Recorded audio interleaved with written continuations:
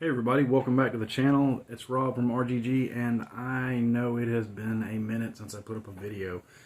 Actually, it's been almost exactly 1 month since my last video. And all I can say is there's been a lot going on. It's been summertime, kids, church, the whole 9 yards as normal. But on top of that, what a lot of you don't know is that I hurt my back about a month ago. I was working in the garden. I turned wrong or lifted wrong or something and pinched some muscles in my back really bad, right up next to where the vertebrae is. And it was bad for about a week, and then it started easing off, and I was here by myself one evening, so I went out to water the garden, and I stepped wrong and fell because I'm old and clumsy, and hurt my back even worse. And I've pretty much been in excruciating pain for the last month. And there's I've got muscles that are twisted and pinched, and pulling on a vertebrae, which is hurting the nerves in my back. And I am at a point right now where I am supposed to not lift anything, not bend over, not do any. I'm basically on the verge of bed rest and anti-inflammatories and things like that until this releases and eases up in my back. And today I'm having a better day than I have had in the past. I'm still in pain, but it's not as bad as it was. And I haven't even been able to sit in here in my game room for most of this month. It's been the bed or the couch. So that's why I haven't been putting videos up. However, while I have had this downtime, I have been doing lots of reading and running and planning for DCC stuff with my group. As you've noticed, obviously, from my Chaos Earth campaign reports, they stopped because we played through the coming apocalypse, and they got to the point where they were fighting monsters that came through the rifts and this, that, and the other. But we had a couple of weeks where we had some people out, and I had just gotten into the DCC stuff, just gotten this huge collection of DCC books, and I wanted to run a funnel and a first level adventure. And so I did for the group that was here, the majority of the group. And I already loved the game. I already thought it was amazing, and I knew they would like it. And they did. They fell in love with it. And so much so that after the end of the second game, they were like, can we just play this? I mean, no offense to your Chaos Earth game, but this is phenomenal. And they just wanted to play this. So we switched to playing Dungeon Crawl Classics. So between the fact that my group is loving it, and I'm loving it, and clearly from the stats on YouTube, views have picked up quite a bit on these videos. I've got people who are coming here to watch DCC content. So there's going to be lots and lots of DCC content coming out. It may not all come out at one time, but as I can handle sitting in the game room, I'll do videos. And I've done a couple of videos on it already, mostly my first impression type stuff, talking about the free RPG Day book they put out. And I think what I'm going to do now is I'm going to start with this video talking about some of the misconceptions about DCC. And I think my next video is going to be how to get involved with DCC, or how to start playing DCC. And from there, it's just going to go. There's so many great adventures and so many great things you can do with this, and not just from Goodman Games, who puts it out. They have a huge amount of third-party support for this game. It's really, really, really phenomenal, and the amount of content out there for you to get your hands on is really great. So this is not going to be a super long video. I'm just going to try to hit a few points here. When I came into the OSR, I came in a lot later than other people. I came in about a year ago, year and a half, something like that. I first got involved with the OSR when I found Basic Fantasy. So first of all, let me say that there are several OSR games that I really like, and I'm not taking away from them or saying, hey, you should play this and not play that. Obviously, play whatever you like. Whatever you have fun with. I'm just going to be illustrating some of the fun stuff you can do with this system, and what sets it apart from the OSR, which it's not really part of. It's only kind of OSR in spirit, basically. So I got in, like I said, I got involved with Basic Fantasy, which I really loved, and it was cheap. It was easy to get. I still have a ton of it up here somewhere, right there. And I'll still play it. I got a friend that's running games online, and I'm going to try to get into one of his games in a couple of weeks. I like it. It's just not my go-to game to run right now. If you've watched this channel for any amount of time, you know that I really like White Box. And I thought it was going to be really hard for anything to pull me away from White Box as my go-to fantasy game. And I do love White Box. I mean, the price point's $5. Can't beat that, right?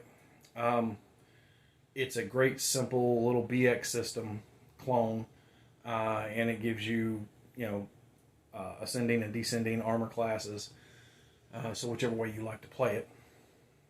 But I ran a lot of White Box. In fact, I still run White Box on Friday nights. I run a White Box game. And I'm not going to stop it anytime soon. My kids play, friends of mine play, my wife plays, and that's just a thing. We still love White Box.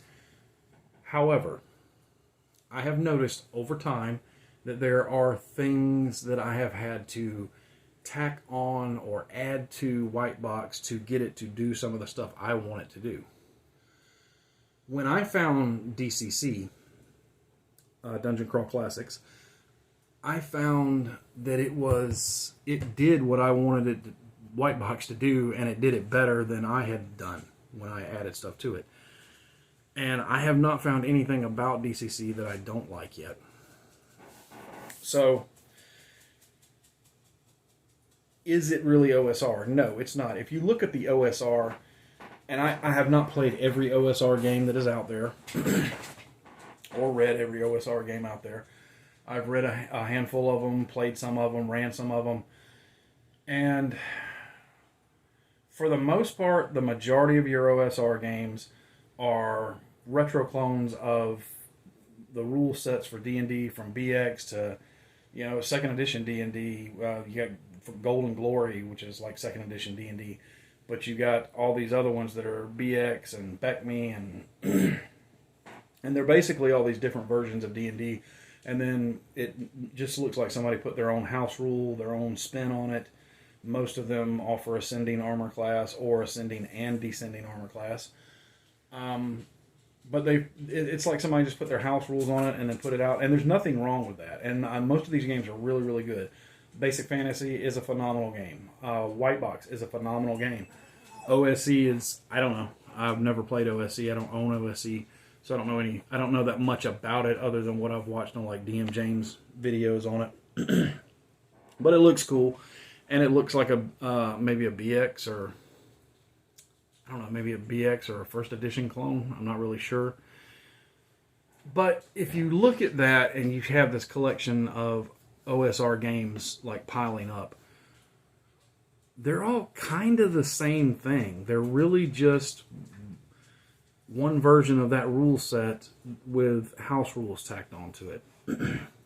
Now, that's not to say that every one of them is like that, because they're not. I'm sure there's some out there that are different. Just the bigger ones that I've experienced, Swords and Wizardry, stuff like that.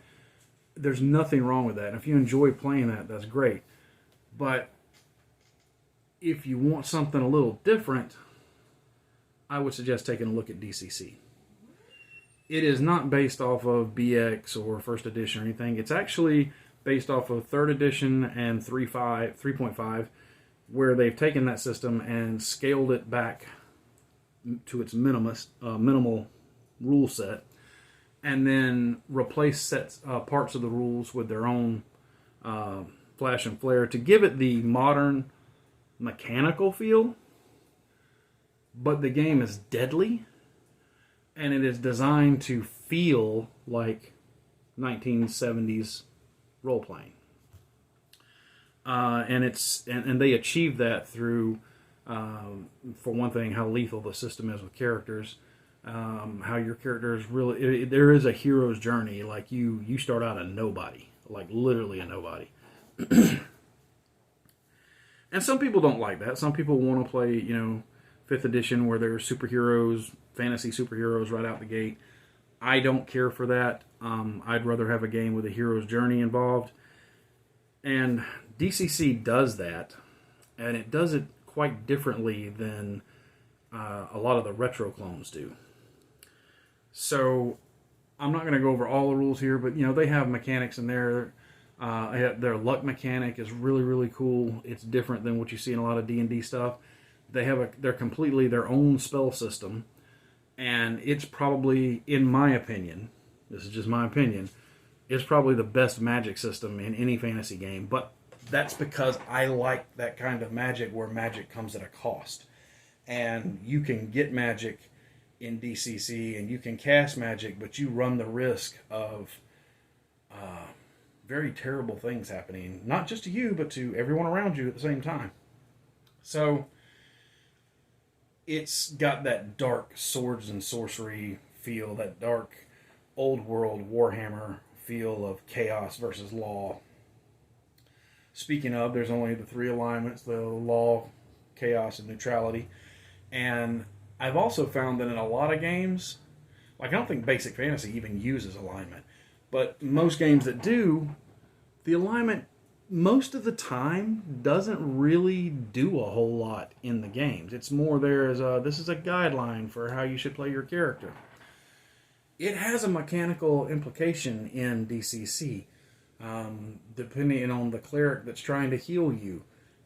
If your alignment is, the further away your alignment is from their alignment, the less healing they can do to you, and the more disfavor or disapproval they'll get from their gods for doing it.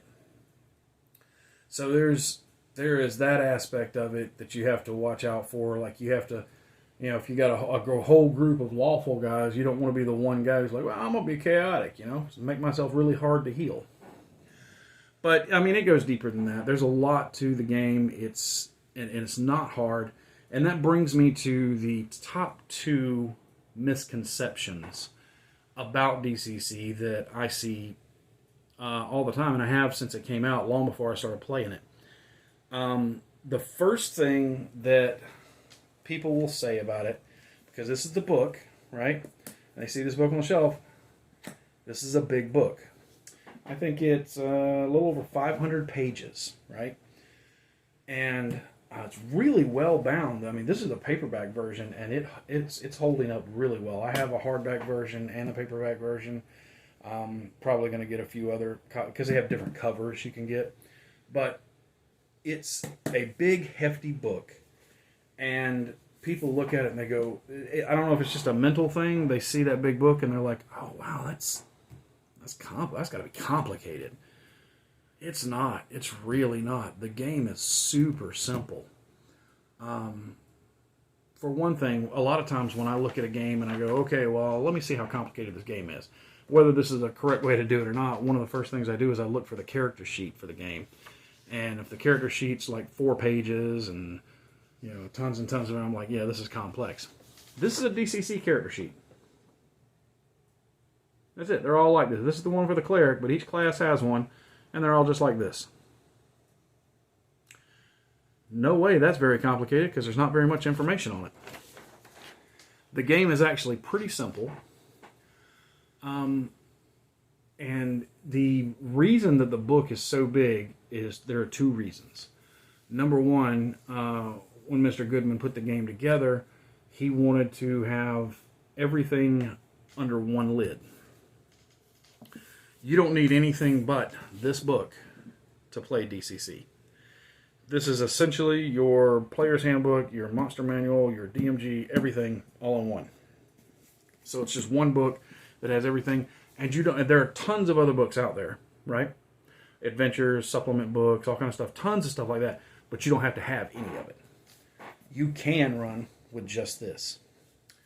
And this retails for $24.99, the paperback version.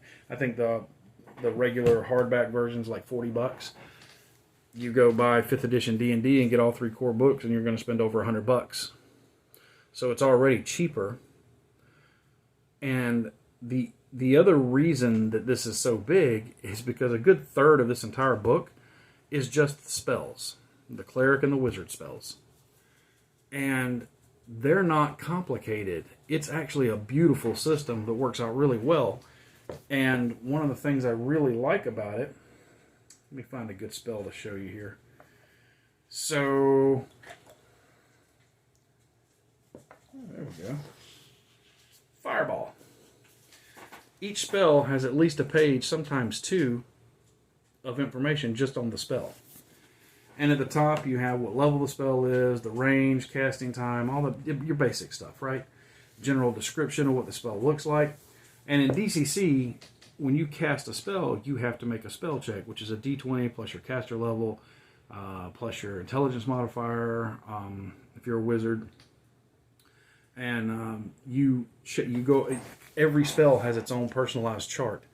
If you roll really bad, you could lose the spell for the day and not remember it, and have to wait till tomorrow to remember it and do it again. And it could be worse. If you like crit fail on it, you could end up getting having a misfire, getting corruption. Your body can become corrupted. 2 to 11 is you lose the spell for the day, and it's just a failure. 12 to 15 is a failure, but the spell is not lost. And then it keeps going all the way up. And each time it gets better. Like, see, 16 to 17, the caster launches a fireball up to 100 feet, doing 3d6 damage. 18 to 21, the caster launches a fireball up to 120 feet, doing 46 damage. And it just keeps going all the way up to 36 plus. The caster launches a fireball at a target up to 1 mile away, doing 20 d6 damage. I mean, it's amazing. The higher you roll on your roll to cast it, the more damage it does, and a better effect it has. And because you're adding your caster level, which is your level for your wizard or your cleric or whatever, into the roll, as you level up, you're going to get higher and higher on this chart and get these better effects. So it's like the spell levels up with you as you level up. You see? And they have that for every spell. That's why the book is so big. It's not because it's complicated and full of rules. You can play the book, you can play the game with the rules right out of here. I mean, it's that simple. This is just a quick start book. But everything you need to play the game is basically right here for the first couple of levels. But this takes you all through level 10. So that is the first misconception that people see. They see the book and they're like, wow, that's a big book. It's got a lot of rules. It's going to be really complicated. It's not. And I'm going to probably point out more and more illustrations about how not complicated it is as I do more of these videos. Absolutely love this game, and I definitely think you should give it a try. And I have an upcoming video on how to get into it fairly cheap. So check that out if you're interested. The other complaint or the other misconception that I see a lot is people go, oh, you got to have funky dice. Yes, you do. Well, kind of. This is 2 sets of the funky dice, red and black, because Georgia, you know.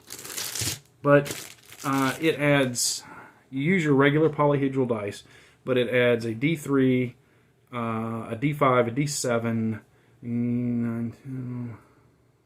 a D14, a D16, a D24, and a D30.